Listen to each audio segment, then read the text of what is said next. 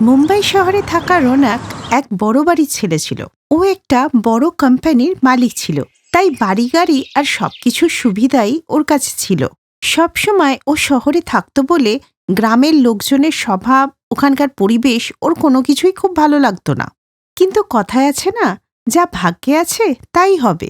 এমনই কিছু হলো রৌনকের সাথে। আসলে বিয়ের সময় হলে জানা গেল যে ও মাঙ্গলিক। ওর বাড়ির লোক ওর জন্য শহরে অনেক সম্বন্ধ দেখল, কিন্তু কারোর সাথে ওর কুষ্টি মিলল না। শেষে ওর বিয়ে গ্রামের একটি মেয়ে সুরভির সাথে হলো। বিয়ের কিছু মাস পরে সুরভি একদিন বলল, শোনো না, মা বাবা বলছিল গ্রামে একবার ঘুরে আসতে, চলো না একদিন যাই। সুরভি, তুমি তো জানোই কাদা, মাটি, দুর্গন্ধ, মশা, ওইসব গ্রামে যেতে আমার ভালো লাগে না। আরে 3 দিনের তো ব্যাপার, আর এবার তুমি গেলে আমাদের জমিগুলো তোমাকে দেখাবো। সববারে তো আমি একাই যাই, তুমি গেলে মা বাবারও ভালো লাগবে। না না, আমার ওইসব ক্ষেতের গন্ধ শুনেই বমি চলে আসে। রৌনক, চলো না প্লিজ, এবার তুমি হ্যাঁ বলে দাও আমার সাথে যাওয়ার জন্য। সুরভি বারবার বললে রৌনক আর না বলতে পারল না। আর পরের দিনকে ওরা গাড়ি করে গ্রামের উদ্দেশ্যে বেরিয়ে পড়ে। গ্রামের কাঁচা রাস্তা দিয়ে ধুলো উড়িয়ে গাড়ি চলতে থাকে, আর বাচ্চারা গাড়ি গাড়ি করে পেছনে ছুটতে থাকে। বড়লোক জামাই এই প্রথম গ্রামে এলো, তাই শাশুড়ি মা হাতে বরণ ডালা নিয়ে দরজায় দাঁড়িয়ে থাকলো। এসো বাবা রনিত, প্রথমবার তুমি তোমার গ্রামের শ্বশুর বাড়িতে আসলে, এসো। এসো বাবা, এসো। এরপরে রৌনক যেমন তেমন করে জমির মাঝখানে তার কাঁচা শ্বশুরবাড়িতে ঢোকে। শাশুড়িমা ওকে চৌকিতে বসতে বলল। তার কিছুক্ষণ পর, বলো বাবা, গ্রাম কেমন লাগলো? এমনিতে ভালো, তবে একটু দুর্গন্ধ বেশি। বাবা, এটা দুর্গন্ধ নয়, এটা হলো আমাদের জীবন বায়ু, এতেই তো বেঁচে আছি। মা, তোমাদের জামাই তো শহরে, তাই অভ্যাস নেই। এরপরে সন্ধেবেলা শাশুড়ি মা সর্ষের শাকের সাথে জোয়ারের রুটি আর 1 গ্লাস লস্যি দিল, আর বলল, আমাদের ক্ষেতের শাক জামাই, খেয়ে দেখো, তোমার খুব ভালো লাগবে। এরপর রৌনক যখন খাবার খেলো ওর খুব ভালো লাগলো। আরে বাহ, এটা তো খুব ভালো খেতে। এই টেস্ট তো 5 স্টার হোটেলের খাবারেও নেই। এরপরে যমুনা দেবী দুটো খাটে চাদর পেতে বালিশ দিয়ে বিছানা রেডি করে দেয়। জমির মাঝখানে শ্বশুরবাড়িতে মশা তো থাকবেই, আর ওদের বাড়িতেও ছিল। এই মশা সারা রাত কানের কাছে ভো ভো করতে থাকবে। সুরভি, ওঠো। কি হয়েছে গো? আরে দেখো না কি মশা, একটু হিট স্প্রে করে দাও তো। কিন্তু গ্রামে কি ওইসব থাকে? গ্রামে থাকে ঘুঁটের ধোঁয়া। ঘুঁটেটা জ্বালিয়ে দিলে যেমন তেমন করে রাত্রিটা কেটে যায়। এরপর ভোর 5টার সময় শ্বশুরমশাই এসে বলল, চলো বাবা, আজকে তোমাকে আমাদের অন্য একটা ক্ষেত ঘোরাই। এত সকাল সকাল, এত সকাল সকাল তো শহরে কেউ ওঠেও না। কিন্তু এখানে তো সূর্য ওঠার সাথে সাথেই সব কাজ শুরু হয়ে যায়। এবার ওঠো, চলো বাবার সাথে জমি দেখতে যাব। এরপরে ওরা গরুর গাড়ি করে বেরিয়ে পড়ল। কিন্তু গ্রামের কাদা, মাটি, গরু মোষ দেখে রৌনকের গা গোলাচ্ছিল। তারপরে সে খালি পায়ে লোকেদের দেখে বলল, সুরভি, এরা সবাই খালি পায়ে চলে কেন? এদের কি চপ্পল নেই? থাকলেও ওরা পড়বে না। গ্রামের লোকেরা মাটি স্পর্শ না পেলে বাঁচবেই না। কিছুক্ষণ পর জমিতে পৌঁছে মদন বলল, বাবা দেখো, এটা আমাদের ক্ষেত, দেখো কত বড় ক্ষেত। কিন্তু রোদে রৌনকের অবস্থা খারাপ হয়ে যাচ্ছিল। ঠিক আছে, তবে একটু তাড়াতাড়ি করুন, আমার খুব গরম লাগছে। এই বলে সে দুপা এগোতেই কাদায় পিছলে ধপাস করে পড়ে যায়। আরে সাবধানে বাবা। হে ভগবান, বড়লোক জামাই কাদায় পড়ে গেল। ধ্যাত, এই জন্য আসতে চাই না আমি। কাদায় পরে সব ব্র্যান্ডেড জামা কাপড়, জুতো সব নষ্ট হয়ে গেল আমার। মাটিকে ভয় পেলে বাবা, তুমি এই গ্রামের জমি দেখতে পারবে না। মাটিই তো এই গ্রামের সোনা। এরকম সোনা আমার লাগবে না, আমি আর জমি দেখতে যাব না। এরপরে একটু ঘুরে ওরা যখন গরুর গাড়ির দিকে এলো, তখন দেখলো গাড়ির চাকা কাদায় আটকে গেছে। এ কি হলো? এখন কি হবে?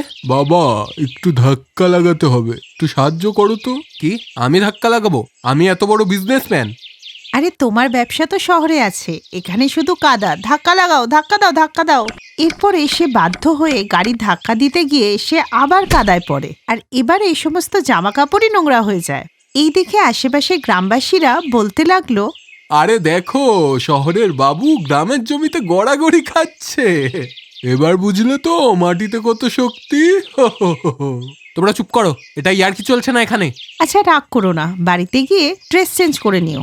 এরপরে রৌনক যেমন তেমন করে শ্বশুরবাড়িতে পৌঁছায়। সুরভি, বাথরুমটা কোথায়? না না, এখানে কোনো বাথরুম নেই। ওই জমির পাশে যে চৌবাচ্চাটা আছে ওখানে গিয়ে স্নান করে নাও। এরপরে সে ওখানে গিয়ে স্নান করে ড্রেস চেঞ্জ করে ঘরে এলো। খুব তেষ্টা পেয়েছে গো, একটু কোল্ড ড্রিঙ্কস নিয়ে আসো তো। Cold drinks? এই গ্রামে কোল্ড ড্রিঙ্কস নেই। কি, এখানে কোনো কোল্ড ড্রিঙ্কস নেই? বাবা, এটা আখের রস, এর থেকে ভালো কিছু হয় না। এটা একবার খেয়ে দেখো।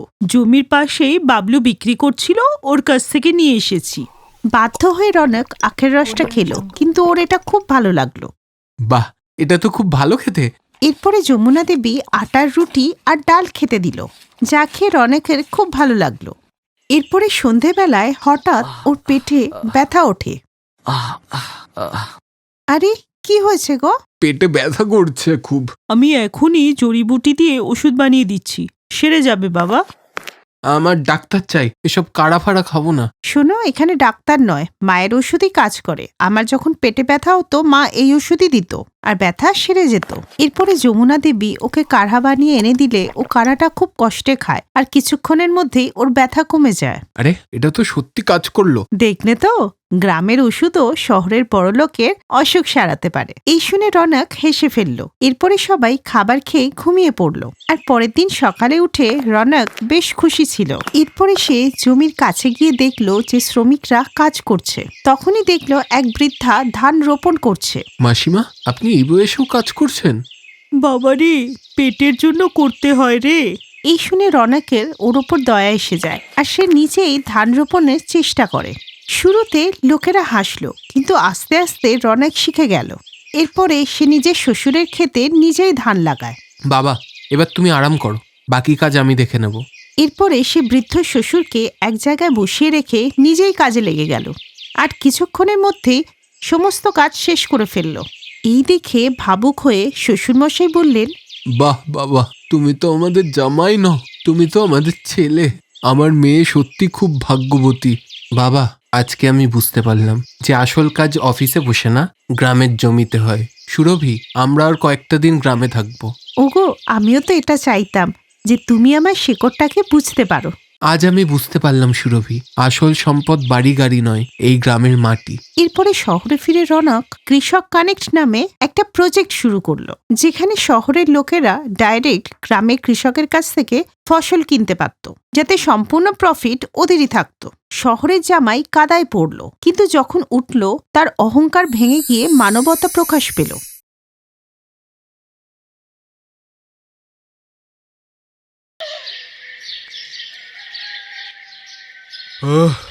সোনু। হ্যাঁ বাবা, অনেক রোদ, আর পাচ্ছি না, এবার বাড়ি চল। আমি তো তোমাকে বলেছিলাম যে আমি করে নেব, তোমাকে না আসতেই তো বলেছিলাম। হ্যাঁ বাবা, তুই বলেছিলিস, কিন্তু তোকে আমি একা কি করে আসতে দিই? এত বড় তো জমি, একা পারতিস? হ্যাঁ, আমিও তো সেটাই বলছি, তুমি বাড়ি যাও, আমি করে নেব। না, তুইও সাথে চল, রুটি টুটি খাবো, তারপর আবার বিকেলে ফিরবো। কিন্তু ততক্ষণে তো অন্ধকার হয়ে যাবে, তুমি যাও, আমি আসছি। আরে জেদ করিস না, চুপচাপ চল, ভাব আজ তোর ছুটি। আরে বাবা, কৃষকদের কি আর ছুটি আছে? আরে আমি বললাম না, হয়ে গেছে আজকের কাজ, চল এবার। এই গল্পটা কৃষ্ণ ও তার পরিবারের। কৃষ্ণ তার স্ত্রী গঙ্গা আর ছেলে সোনু আর মেয়ে মনুকে নিয়ে একটা গ্রামে থাকতো। গ্রামের জনসংখ্যা খুব বেশি ছিল না, তাই এক একটা বাড়ি অনেকটা দূরে দূরে ছিল। এমনকি কৃষ্ণের বাড়িটাও তার জমির মাঝখানে ছিল। তারপর কৃষ্ণ আর ছেলে বাড়ি পৌঁছালে, এসে গেছো দুজনে, বসো, আমি খাবার দিচ্ছি। জমি কাজ শেষ হয়ে গেছে? না না, কোথায় আর শেষ হলো, বাবা জোর করে বললো আর ছুটি, তাই আমি চলে এলাম। ছুটি? মানে? আরে তুমি একটু বাইরে বেরিয়ে দেখো, কতটা রোদ। কেউ অসুস্থ হয়ে পড়লে তখন আবার বিপদ হবে। মোনা কোথায় গেছে? ও তো কুয়ো থেকে জল আনতে গেছে। বাবা, কতবার তোমাকে বলেছি যে একটা পাম্প লাগিয়ে নাও। প্রথমে মা আর এখন মোনা কত দূর থেকে জল আনে। তাতে কি হয়েছে বাবা? তোমরা দুজনেও তো আমাদের জন্য কত পরিশ্রম করো। কিন্তু মা, অন্তত একটা পাম্প তো চাই। ঠিকই বললি বাবা, এবার ফসলটা হতে দে, ফসল বিক্রি হলে সবার আগে পাম্পই বসাবো। কৃষ্ণ কথা দিলে সোনুর মুখে হাসি ফুটে ওঠে, আর তারপরও খেতে বসে ওগো, আমি বলছিলাম কি হ্যাঁ বলো। বলছিলাম কি, ছেলের কি বিয়ে দেবে তুমি? হ্যাঁ হ্যাঁ, করব, একেবারে ধুমধাম করে করব। থাক না বাবা, এমনিতেই কি সমস্যা কম যে আর একটা ঘাড়ে চাপাবো? শোন বাবা, বউ ঝামেলা হয় না, বরং ঝামেলা থেকে উদ্ধার হওয়ার পথ হয়। দেখবি বউ ঘরে এলে আমাদের ভাগ্য খুলে যাবে। হ্যাঁ হ্যাঁ দাদা, মা একদম ঠিক বলছে। এমন ভাবে বলছো যেন বউ আসলে আকাশ থেকে সোনা পড়বে। প্রথমে কিছু টাকা পয়সা জোগাড় করে নি, তারপরে এই বিষয়ে ভাববো। এইভাবেই কয়েক মাস কেটে গেলে কৃষ্ণর ফসল পেকে যায়, আর এবার ফসল ভালোই হয়েছিল। ফসল বেচে কৃষ্ণ অনেক টাকা পেলে কথা অনুযায়ী আগে বাড়িতে সে একটা হ্যান্ডপাম্প বসালো। ওহো, কি মিষ্টি জল আসছে! শুনুর বাবা, এই কাজটা তুমি ভালোই করেছো। আমি বলছিলাম কি, আর কোনো বড় খরচা হওয়ার আগে ছেলের জন্য একটা ঘর বানিয়ে ওর বিয়ে দিয়ে দাও। না মা, এখনো তো। চুপ কর বাবা, তুই কিন্তু বলেছিলিস আগে জল তারপর বউ। জল হলো, এবার বউ। মায়ের কথা শুনে সোনু চুপ করে গেল, আর তার পরের দিন থেকেই গঙ্গা আর কৃষ্ণ ওর জন্য মেয়ে দেখতে শুরু করলো। কি হলো মা, পছন্দ হয়েছে? হ্যাঁ হ্যাঁ, পছন্দ হয়ে গেছে। আমার তো মেয়েকে খুব পছন্দ। মেয়ের নাম রাধিকা। মেয়ে পড়াশুনোয় খুব ভালো, কিন্তু কিন্তু কি মা? ওর বাবার শরীর ঠিক থাকে না, আর ওর মা নেই। কিন্তু মেয়েকে তো আমার খুব পছন্দ হয়েছে, আর দেখতেও খুব সুন্দর। যাই বলো, মেয়েটা কিন্তু খুব বুদ্ধিমতী। আমার তো খুব পছন্দ হয়েছে। এবার বিয়ের জোগাড় শুরু করে দাও। কিছুদিনের মধ্যেই সোনু আর রাধিকার বিয়ে হয়ে গেল, আর রাধিকা এসেই সংসারটা সামলে নিল। এখন ওদের সংসারটা খুশিতে ভরা ছিল। তারপরে একদিন, মা, এই গ্রামটা না খুব ছোট, হাতে গোনা কয়েকটা বাড়ি। হ্যাঁ মা, প্রথম থেকেই এই গ্রামটা এরকমই। সবার সাথেই সবার পরিচয় আছে, কিন্তু সবাই নিজের চাষবাস নিয়েই ব্যস্ত থাকে। আচ্ছা, এই হাইওয়ে কোথায় যায় মা? এই হাইওয়েটা দিল্লির দিকে যাচ্ছে বৌমা। তুমি গেছো কোনোদিন দিল্লি? হ্যাঁ, একবার তোমার বাবা নিয়ে গেছিল আমার চিকিৎসা করাবার জন্য। কি বড় রাস্তা, কি জোরে গাড়ি ছোটে! তার মানে দিল্লি এখান থেকে বেশি দূর না। তো তুমি কেন জিজ্ঞেস করছো? আরে না মা, এমনি জিজ্ঞেস করছিলাম। গঙ্গা বুঝতেই পারল না যে রাধিকার মনে কি চলছিল, আর এইভাবেই কিছুদিন সময় কেটে গেল। তারপর একদিন যখন কৃষ্ণ আর সোনু মাথায় হাত দিয়ে বসেছিল, তখন রাধিকা ওদের জন্য চা করে নিয়ে এলো। বাবা, তুমি কি চিন্তা করছো? বুঝলি রে মা, এবার খুব বড় বিপদে পড়েছি। বৃষ্টি ঠিক মতো হয়নি, সব ফসল শুকিয়ে গেছে। বেচারা সোনু পাম্প থেকে জল তুলে তুলে ঢালছে, যাতে আমাদের জন্য অন্তত কিছু ফসল থেকে যায়। কিন্তু গত বছর তো অনেক বৃষ্টি হয়েছিল। হ্যাঁ রাধিকা, তুমি ঠিকই বলেছ। আগের বছর এত বৃষ্টি হয়েছিল যে সব ফসল পচেই গেল। আমাদের কৃষকদের এই সমস্যা, বৃষ্টি বেশি হলেও বিপদ, কম হলেও বিপদ। ভগবানই জানে কি করে কি হবে। সামনে মেয়েটারও তো বিয়ে দিতে হবে না? টাকা না থাকলে এসব কি করে হবে? ঈশ্বরে বিশ্বাস রাখো, সব ঠিক হবে। নিজের পরিবারকে অসুবিধায় দেখে রাধিকাও ভাবতে লাগলো যে কিভাবে এখান থেকে বেরিয়ে আসা যায়। বাবা, আমি একটা কথা বলবো? হ্যাঁ মা, বল না, কি বলবি? মোনার বিয়ের জন্য তোমাদের কত টাকা লাগবে বাবা? কেন মা, এ কথা কেন জিজ্ঞেস করছিস? বলো না আগে। কম করে 5 লাখ টাকা চাই বৌমা। 3 লাখ টাকা তো আমাদের ব্যাংকে জমা করা আছে, কিন্তু বাকি 2 লাখ কোথা থেকে আসবে জানি না। আমার কাছে একটা উপায় আছে, যদি তোমাদের পছন্দ হয়। হ্যাঁ রাধিকা, বলো না। শোনো, বর্তমানে শহরবাসীদের ফার্ম হাউসে বিয়ে আর পার্টি করার খুব শখ। আমাদের জমিটা হাইওয়ের সাথে, আর দিল্লিও কাছে। তাই আমাদের শুধু হাইওয়ে থেকে জমি পর্যন্ত একটা রাস্তা বানাতে হবে, জায়গাতে একটু বসার ব্যবস্থা করতে হবে, আর বাউন্ডারি দিয়ে একটা সুন্দর নাম দিতে হবে। মা, তোর কথা আমি কিছুটা বুঝতে পারছি, কিন্তু এই সব কিছুর জন্য পয়সা কোথার থেকে আসবে? ওই 3 লাখ টাকাটা দিয়ে দাও না। একবার বৌমার এই আইডিয়া চললে মেয়ের বিয়ে ধুমধাম করে দেব। হ্যাঁ, এই আইডিয়াটা আমারও ঠিক মনে হচ্ছে। পরের দিনই পুরো পরিবার রাধিকার কথা অনুযায়ী কাজে লেগে গেল। হাইওয়ে থেকে জমি পর্যন্ত রাস্তায় টাইলস লাগিয়ে দেওয়া হলো, আর কাঠ দিয়ে জমির চারপাশে বাউন্ডারি দেওয়া হলো, আর জমিটা পরিষ্কার করে অনেকগুলো বসার জায়গার ব্যবস্থা করা হলো, আর শেষে জমির মাঝখানে একটা সুন্দর কুঁড়ে ঘর বানানো হলো।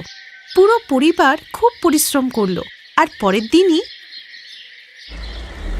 হ্যালো, আমার নাম রাহুল, আমি দিল্লি থেকে এসেছি। এই রিসর্টটা আমি প্রথমবার দেখলাম। পরশুদিন সন্ধ্যায় কি বুকিং হবে? হ্যাঁ হ্যাঁ, নিশ্চয়ই। বলুন, আপনাদের কি অনুষ্ঠান আছে? পরশুদিন আমার ছেলের জন্মদিন, ভাবছি এখানেই সেলিব্রেট করব। কেটারিংটা আমি নিজে দেখে নেব, 20,000 টাকা বাজেট, এতে কি হবে? হ্যাঁ হ্যাঁ নিশ্চয়ই। Thank you so much. এই নিন 10,000 অ্যাডভান্স। রাধিকার প্ল্যানটা কাজ করছিল। দুদিন পরে রাহুল তার বাচ্চার বার্থডে খুব ভালো করে সেলিব্রেট করলো। রাধিকারা ওই পুরো জমিটা আলো আর বেলুন দিয়ে সাজিয়েছিল। এইভাবেই লোকেরা ওদের রিসর্টের ব্যাপারে জানতে লাগলো আর সবাই ওখানে আসতে লাগলো। এখন তো আর রাধিকারা এতটুকু সময় পাচ্ছিল না, কারণ ওদের এত কাজ ছিল। দাদা, খাবারটা তৈরি হলো? বরযাত্রী আসলো বলে। হ্যাঁ ম্যাডাম, তৈরি হয়ে গেছে। মোনা, তৈরি হলি নাকি? তাড়াতাড়ি আয় মোনা। কোথায় রে? বৌমা, দেখলে তোমার ননদকে? হ্যাঁ মা, একদম পরি লাগছে। সবই তোমার জন্য বৌদি, আমার নয়, আমাদের পরিশ্রমের জন্য। আর শোনো, তোমার প্রথম সন্তানের জন্য এখন থেকেই এই রিসর্ট বুক করে নাও। কে জানে তখন যদি রিসর্ট ফাঁকা না থাকে। Best buddies. হ্যালো ফ্রেন্ডস, এই ভিডিওটা দেখার জন্য ধন্যবাদ। যদি এই ভিডিওটা তোমাদের ভালো লেগে থাকে তাহলে প্লিজ লাইক, সাবস্ক্রাইব আর কমেন্ট অবশ্যই করবে এই ভিডিওতে। আর হ্যাঁ, শেয়ার করতে ভুলো না কিন্তু। আরো অনেক মজাদার ভিডিও দেখার জন্য নিচে দেওয়া এই বেল আইকনটাকে প্রেস করো। দেখতে থাকো বেস্ট বাডিজ।